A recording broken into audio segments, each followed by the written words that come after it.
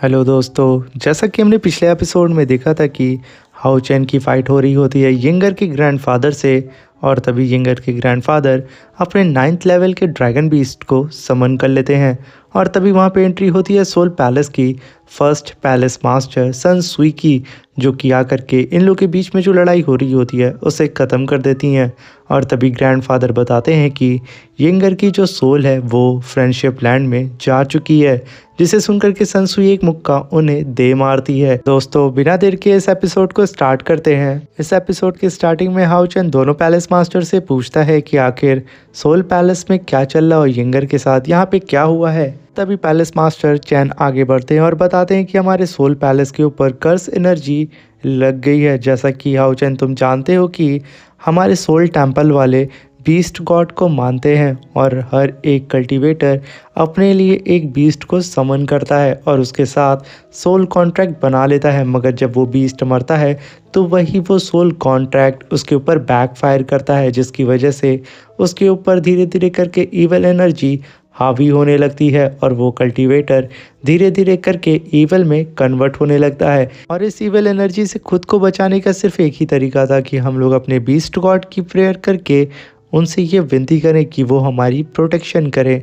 और ऐसा होता भी था कि हमारी बीस्ट गॉड हमारी मदद करती थी। जिस भी कल्टीवेटर का बीस्ट मारा जाता था वो बीस्ट गॉड के सामने जाके प्रेयर करता था, जिसकी वजह से उसकी पूरी एवल एनर्जी एक डिवाइन ट्री में चली जाती थी और वो वहाँ पे सेफ हो जाता था। मगर कुछ साल पहले जब जिंगर बहुत छोटी थी और उसकी मॉम का भी बीस्ट वहाँ पे मारा जा चुका था और वो भी वहाँ पे बैठ करके प्रेयर कर रही थी उस डिवाइन ट्री के पास। मगर तभी वो डिवाइन ट्री धीरे धीरे करके पूरी तरीके से ईवल कर्ज से ढक गया और वो पूरी तरीके से ईवल में ट्रांसफॉर्म हो गया। और अभी फ़िलहाल के लिए सिर्फ हमारे पास एक ही ऑप्शन था हमें बचाने के लिए, वो यिंगर थी।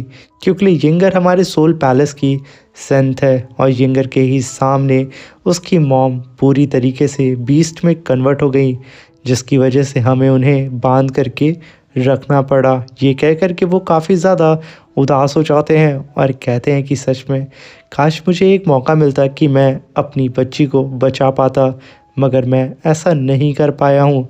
तभी साइनर आगे बढ़ती है और कहती है कि हमें आपकी हिस्ट्री के बारे में नहीं जानना है कि आपके साथ क्या और कैसे हुआ।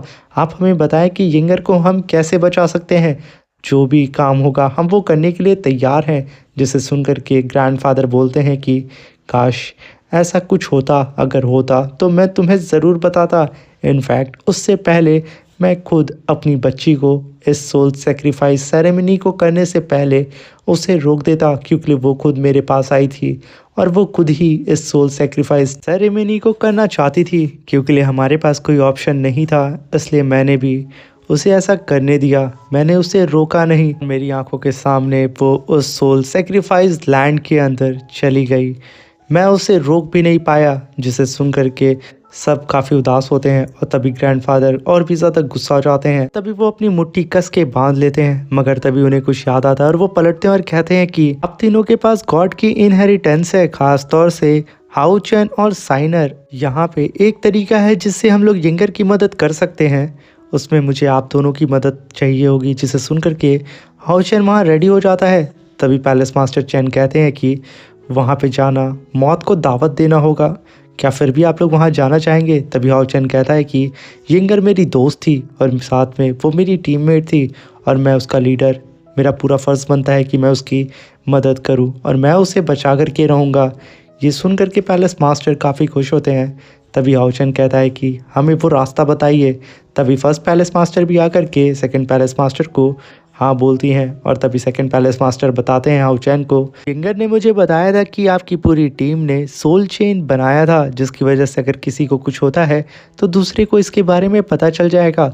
और हमारे सोल पैलेस के पास एक ऐसा ही आर्टिफैक्ट है जिसका यूज़ करके हम लोग यहाँ पे आप लोगों को सीधा टेलीपोर्ट कर सकते हैं यिंगर के पास में। मैं तो ये श्योर नहीं हो सकता हूँ कि आप कहाँ पे टेलीपोर्ट होंगे, मगर इतना तो श्योर हूँ कि आप लोग यिंगर के एकदम करीबी में ही टेलीपोर्ट होंगे। मैं आप लोगों की चेस्ट पे एक मार्क बना दे रहा हूँ जो कि आप लोगों को बताएगा यिंगर की लोकेशन को और साथ में आप लोगों की भी लोकेशन को वो शेयर करेगा। ये कह कर के वो अपने सामने यिंगर की बॉडी में से कुछ सोल मार्क को लेते हैं और सीधा उसे अटैच कर देते हैं हाउ चैन, साइनर और वांग की बॉडी से। ये चारों ही अब एक दूसरे से कनेक्ट हो चुके थे और तभी पैलेस मास्टर कहते हैं कि वहाँ पे बहुत खतरा होगा, इसलिए प्लीज़ आप लोग अपना ख्याल रखिएगा और मैं नहीं जानता हूँ कि आप लोग वहाँ से बच कर के आ भी पाएंगे या नहीं। तभी हाउ चैन कहता है कि ये सारी रिस्पॉन्सिबिलिटी मैं खुद पे लेता हूँ।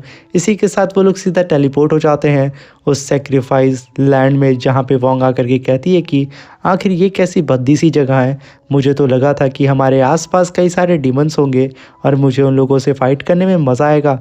तभी वहाँ पे एक और टेलीपोर्टेशन एरे ओपन होता है और कुछ लोग वहाँ पे आ जाते हैं और वोंग को ऐसा लगता है कि कोई उन लोग के पीछे आ रहा है। वो तुरंत पलटती है और एक पंच बिना किसी को देखे पीछे खड़े हुए बंदे को दे मारती है और जैसे ही वोंग का पंच उस बंदे को लगता है उसकी आंख तो वहाँ काली हो जाती है और तभी हम देखते हैं ये और कोई नहीं सीमा सियान होता है। वो तो बेचारा कहता है कि मैंने तो ये इमेजिन नहीं किया था कि मेरी वेलकम सेरेमनी एक मुक्का खा करके होगी। ये देख करके वांग काफ़ी ज़्यादा एम्बेरस फील करती है। तभी वो सारे लोग एक दूसरे को देख करके काफ़ी चौंक जाते हैं, स्पेशली ऐसी अजीब जगहों को देख करके। और तभी वोंग कहती है सीमा सियान से कि प्लीज़ मुझे माफ़ कर देना। और तभी हाउ चैन कहता है हान्यू आखिर तुम तीनों यहाँ पे कैसे टेलीपोर्ट हो गए हो। तभी हान्यू कहता है कि लीडर इसके बारे में तो हमें भी नहीं पता, हम तो सीमा सियान को लेने के लिए जेन्नान पास में गए थे और सडन वहाँ पे एक एनर्जी अपीयर हुई और हम लोग टेलीपोर्ट हो गए यहाँ आ गए।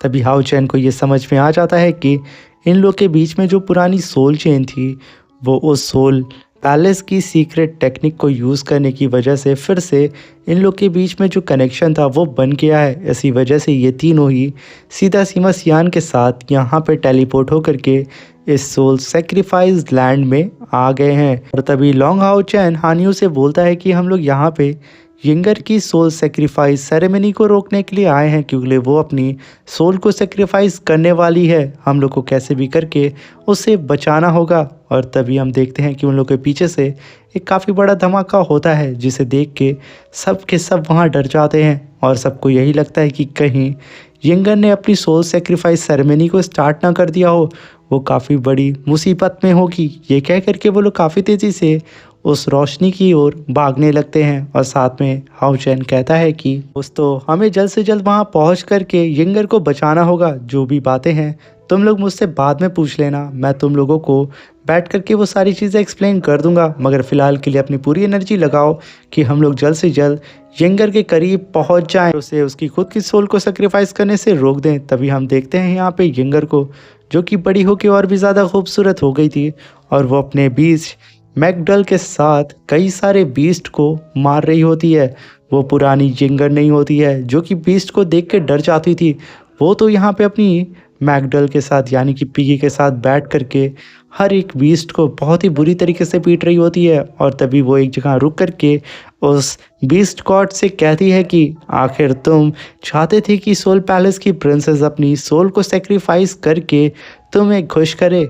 तुम्हारे बीच तो इतनी भी ज़्यादा पावरफुल नहीं है कि वो लोग मेरा सामना कर सकें, और तुम चाहते थे कि मैं आकर के अपनी सोल को सेक्रीफाइस करूं, वो भी तुम्हारे जैसे 2 कौड़ी के डिस्ट्रॉयर ऑफ बीस्ट गॉड के सामने। ऐसा कभी भी नहीं हो सकता है, ये प्रिंसेस ऐसा कभी नहीं करेगी। और तभी वो अपने पिगी के साथ सीधा उस टावर यानी कि उसके सामने जो मूर्ति होती है उसके ऊपर अटैक करने के लिए चली जाती है, क्योंकि उसे उसी को डिस्ट्रॉय करना होता है। तभी उसके ऊपर कई सारे अटैक होने लगते हैं।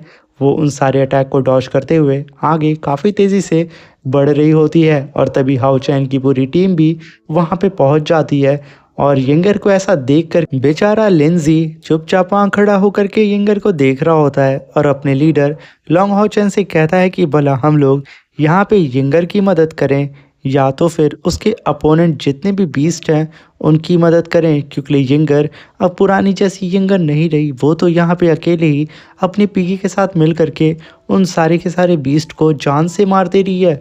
उसके सामने तो यहाँ पे कोई भी नहीं टिक पा रहा है, वो तो एक रियल बीस्ट गॉड हो चुकी है।